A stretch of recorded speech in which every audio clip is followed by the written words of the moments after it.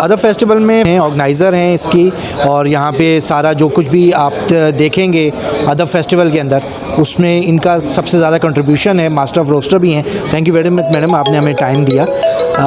کیا یہ آئیڈیا ہے ادب فیسٹیول کا؟ کیا کیا پروگرام اس دفعہ رکھے ہیں آپ؟ جی، یہ ادب فیسٹیول تو امینہ سید کا فیسٹیول ہے، اور ان کے ساتھ ہر سال ہم ان کو سپورٹ کرتے ہیں.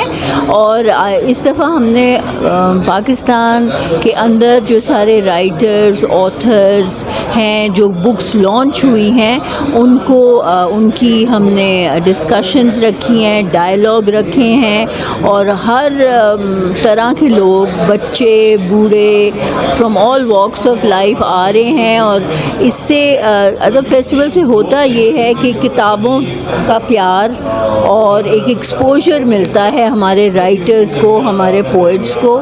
تو ہماری یہی کوشش ہوتی ہے کہ پاکستان کی پبلک کو زیادہ سے زیادہ ہم ایکسپوجر دیں لٹریری سین کا.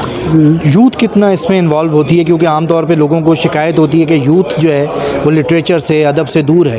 یوتھ کتنا انوالو ہوتی ہے؟ کیسے اس کو ہم نے اس طرح انگیج کیا ہے کہ آج یہاں بہت سارے اسکولز کے بچے والنٹیئر کر رہے ہیں، اور والنٹیئر میں یہ ہے کہ وہ سیکھتے بھی بڑا ہیں، پارٹیسپیٹ بھی کرتے ہیں. اور اوپننگ میں ایجوکیشن ٹرسٹ کا ناصرہ اسکول ہے، جس کے بچوں نے پرفارم بھی کیا. انہوں نے ملی نغمے گائے، انہوں نے وائلن پہ پرفارمنس کیا. اور اسی طرح ہماری کوشش یہ ہے کہ بچے، چونکہ ڈیجیٹل میڈیا کا دور ہے، تو ایسی کتابیں اور ایسی آتھرز کو لائیں جو بچوں کو اس طرف لے کے آئیں. تو آج کے یہ 2 دن کا جو فیسٹیول ہے، اس میں سب سے اچھا آپ سمجھتی ہیں کون سا وہ ہوگا سیگمنٹ؟ دیکھیے، میرے لیے تو because I am part of the organising team, میرے لیے تو سارے ہی بہت اچھے ہیں.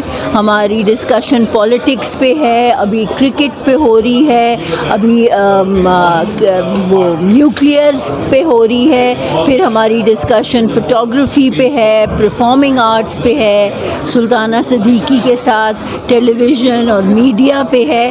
تو ہم نے کوشش یہ کی ہے کہ ہر طرح کے سبجیکٹس کو ٹچ کریں اور ایکول ایکسپوجر دیں سب کو. Thank you very much.